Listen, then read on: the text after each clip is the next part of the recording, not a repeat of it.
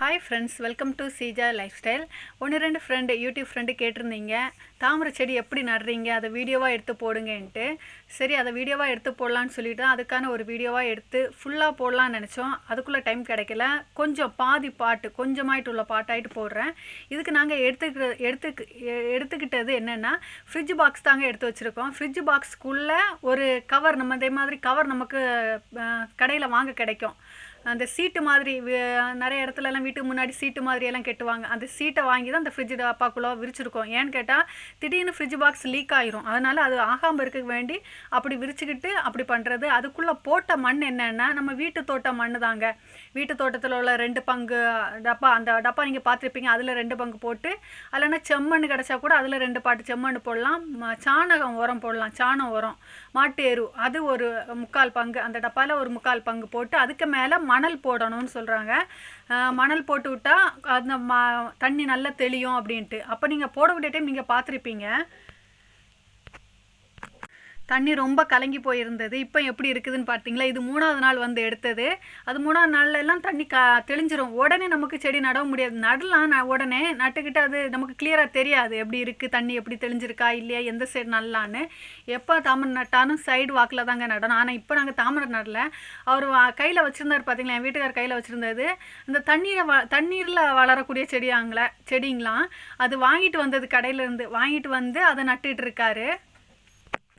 நான் நினச்சேன் ஃபஸ்ட்டு இந்த மண் கலவையெல்லாம் ரெடி பண்ணி தட்டிக்கிட்டு இருந்தார் பார்த்தீங்களா, அப்போ நான் நினச்சேன் தாமரை தான் நடப்போகிறான்னு நினச்சேன். ஆனால் இப்போ இந்த சின்ன சின்ன அந்த தண்ணிக்குள்ளே வளரும் பார்த்தீங்களா, அந்த செடிங்களெல்லாம் நட்டு விட்டுக்கிட்டு இருக்காரு. ஒரு 3 கலரில் வாங்கிட்டு வந்தார். நீங்கள் பார்த்துருப்பீங்க அந்த வீடியோவில். நான் ஃபஸ்ட்டு நான் வாய்ஸ் கொடுக்கக்கூடிய டைம் அதில் காமிச்சிருப்பேன். 3 கலரில் 3 செடி வாங்கிட்டு வந்தார். இது நம்ம மாடி தோட்டத்தில் இருந்த பாட்டிலேருந்து எடுத்து நட்டுக்கிட்டு இருக்காரு. இந்த செடியெல்லாம் தண்ணீரில் வளரக்கூடியதுங்க. ஒரு நம்ம செடி நடுறோம் பார்த்தீங்களா, அந்த பாட்டுக்குள்ளே கொஞ்சம் மண்ணுக்குள்ளே ஊனி அந்த 100 ரூபாய் டப்பா அங்கே லாஸ்ட்டு தெரியுது பாருங்கள், அந்த டப்பாக்குள்ளே போட்டு தண்ணிக்குள்ளே அப்படி முக்கி வச்சுருவாங்க. அதுக்குள்ளே இருந்து அது வளர்ந்துக்கிட்டு இருக்கும். அதே மாதிரி இந்த செடியும் தண்ணிக்குள்ளே வளரக்கூடிய செடி தான். இதெல்லாம் எங்கிட்ட ஃபஸ்ட்டே இருந்தது பாருங்கள், வெறும் செடியாக இருக்குது. அதில் இதுவும் ஏதோ ஒரு பாட்டுக்குள்ளேருந்து தூக்கி எடுத்துகிட்டு வந்திருக்காங்க. இதுலேருந்து ஒரு செடி சின்னதாயிட்டு ஒரு குட்டி செடியை எடுத்து அந்த பெரிய ஃப்ரிட்ஜ் பாக்ஸ் உள்ள நட்டு வைக்கிறதுக்கு வேண்டி நட்டு விட்டுட்டாரு. இப்போ நட்டு விட்டதுக்கப்புறம் இதில் மீன் போடணும்னு சொல்லிக்கிட்டு ரெடி பண்ணிகிட்டு இருக்காரு. இதில் கிட்டத்தட்ட ஒரு 5 டிஃப்ரெண்ட்டான தண்ணியில் வளரக்கூடிய செடி நட்டு விட்டுருக்காருங்க. இதெல்லாம் நிறைய செடியாயிட்டு பண்ணி எடுக்கணுமா. இதில் மீன் ஃபஸ்ட்டு வளர்த்திக்கிட்டு அப்புறமா அதை பெருசானதுக்கப்புறம் தாமரை செடி நட்டுக்கலாங்கிறாரு. இல்லைனா இதில் நடலைன்னா நான் பக்கத்தில் ஒரு ஃப்ரிட்ஜ் பாக்ஸ் காமிச்சிருப்பேன், தாமரை செடி நிற்கிது பார்த்தீங்களா, அந்த ஃப்ரிட்ஜ் பாக்ஸில் இப்போ லீக் ஆகிட்டு இருக்கு. தண்ணி கொஞ்சம் கொஞ்சமாக கம்மியாகிட்டு இருக்கு. அதனால் என்ன சொல்லிகிட்டு இருக்காருன்னா, அந்த தாமரை செடியை நம்ம ரீபார்ட் பண்ணுறத வீடியோவாக எடுத்து போடலாம் அப்படின்னு சொல்லியிருக்காரு. அது எப்படி நடுறது, எப்படி நம்ம தண்ணியெல்லாம் நிரப்புறோங்கிறத வீடியோவாக எடுத்து போடலான்னு சொல்லியிருக்காரு. இப்போ இதெல்லாம் ரெடி பண்ணிகிட்டு இருக்கிறது என்னென்னா பாருங்கள், திரும்ப அந்த தண்ணி கலங்காமல் இருக்குது. ஃபஸ்ட்டு நம்ம தண்ணி கலங்கி தான் இருந்து 3 நாள் விட்டு தெளிஞ்சிருச்சு. இப்போ நம்ம திரும்ப அந்த செடியெல்லாம் நட்டு விட்டதுக்கப்புறம் திரும்ப நம்ம தண்ணி ஸ்போர்ட்ஸை நம்ம அப்படியே பைப் எடுத்து போட்டால் தண்ணி ஃபுல்லாக கலங்கிரும். அது கலங்காமல் இருக்க வேண்டி ஒரு கவர் எடுத்து அந்த தண்ணிக்கு மேலே போட்டு அந்த பைப்பை எடுத்து அந்த கவருக்கு மேலே வச்சுக்குவார். வச்சுட்டா தண்ணி கலங்காமல் அப்படியே கொஞ்சம் கிளியராக வந்துடும். ஃபுல்லாக கலங்காமல் கொஞ்சம் மீடியமாக நல்லதாக இருக்கும்னு சொல்லிட்டு அந்த கவர் வச்சு பிடிச்சிட்டு இருக்காரு. இதுவும் ஒரு ஐடியாவாக நீங்கள் நினச்சிக்கோங்க.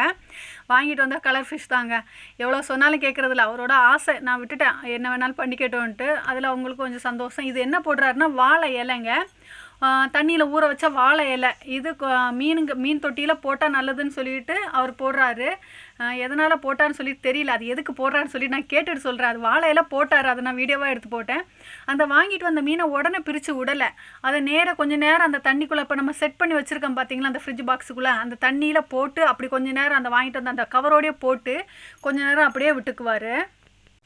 அப்படியே தண்ணியும் நிறைஞ்சிக்கும், அந்த மீனும் கொஞ்சம் செட் ஆயிரும். இங்கே பாருங்களேன், இதெல்லாம் இந்த 100 ரூபா பாட்டில் வச்சுருக்கிற வாட்டர் லில்லி. அதுக்குள்ளே கலர் ஃபிஷ்ஷை பாருங்களேன், லைட் ப்ளூ கலர், அழகாக இருக்குது. எல்லாம் நிறைய இதெல்லாம் குட்டிகிட்டு வந்ததுங்களாங்க.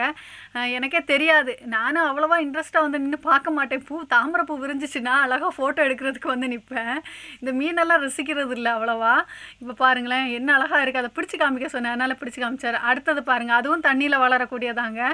இதெல்லாம் வேறு பாட்டில் இருந்ததெல்லாம் அந்த பாட்டுக்குள்ளே எடுத்து போட்டு செட் பண்ணிகிட்டு இருக்காரு. இதுவும் தண்ணியில் போடக்கூடியது. அடுத்து என்ன பண்ணிகிட்டு இருக்காருன்னா, அந்த கவரில் வாங்கின மீனை அவுத்து விட்டுட்டாரு. அப்புறமா வேறு பாட்டில் இருந்த மீனுங்களை 1, 2 எடுத்து ஃபீமேலு மேலெல்லாம் சேர்த்து விட்டுட்ருக்காரு. அதில் நிறைய குட்டி போட்டு பெருகணுமா, அதை பார்க்கணும்னு சொல்லிட்டு ஆசைப்பட்டுட்டு அதெல்லாம் ரெடி பண்ணிகிட்ருக்காரு. இப்போ மண்கலவை தான் நீங்கள் இந்த தாமரை செடிக்கான மண்கலவை தான் பார்த்தீங்க ஃப்ரெண்ட்ஸ். தண்ணியும் எப்படி நம்ம தெளிய வச்சு எடுக்கிறோங்கிறத பார்த்தீங்க. அதில் சின்ன சின்ன செடியாக நட்டு விட்ருக்கேன். நெக்ஸ்ட் வீடியோவில் நான் தாமரை எப்படி நடுறதுங்கிறத நான் சொல்கிறேன் உங்களுக்கு.